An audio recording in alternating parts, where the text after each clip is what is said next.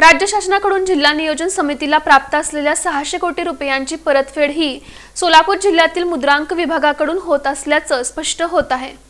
चालू आर्थिक वर्षासाठी राज्य शासनानं सोलापूर जिल्हा नियोजन समितीला 620 कोटी रुपयांचा निधी मंजूर केला आहे। यापैकी 50% निधी राज्य शासनानं जिल्हा प्रशासनाला उपलब्ध करून दिला आहे। उर्वरित 50% निधी मार्च अखेरपर्यंत शासनाकडून उपलब्ध होणार आहे। 1 एप्रिल 2024 ते 31 जानेवारी 2025 या 10 महिन्यांच्या काळात जिल्हा मुद्रांक कार्यालयानं एकूण 409 कोटी रुपयांचा महसूल मुद्रांक शुल्काच्या माध्यमातून वसूल केला आहे। येत्या 2 महिन्यात आणखी सुमारे 200 कोटी रुपयांचा महसूल या विभागाला मिळण्याचा अंदाज आहे। त्यामुळे राज्य शासनाकडून जिल्हा नियोजन समितीला प्राप्त असलेला 600 कोटी रुपयांचा निधी सोलापूर जिल्ह्यातील केवळ मुद्रांक विभागाकडून येत असल्याचं स्पष्ट होत आहे। सोलापूर जिल्ह्यात एकूण 18 दुय्यम निबंधक कार्यालये असून या कार्यालयांकडून जमा करण्यात आलेला मुद्रांक महसूल याप्रमाणे: सहदुय्यम निबंधक सोलापूर उत्तर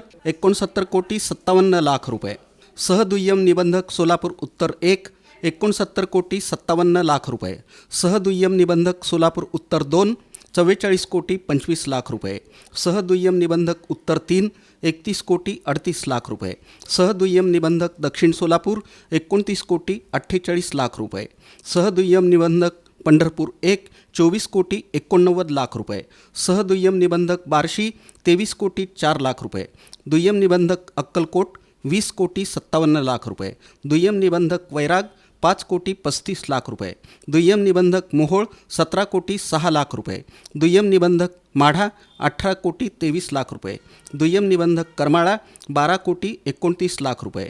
दुय्यम निबंधक मंगळवेढा 16 कोटी 25 लाख रुपये, दुय्यम निबंधक पंढरपूर 2 11 कोटी 67 लाख रुपये, दुय्यम निबंधक अकलूज 16 कोटी 64 लाख रुपये, दुय्यम निबंधक माळशिरस 8 कोटी 17 लाख रुपये, दुय्यम निबंधक सांगोला 18 कोटी 89 लाख रुपये,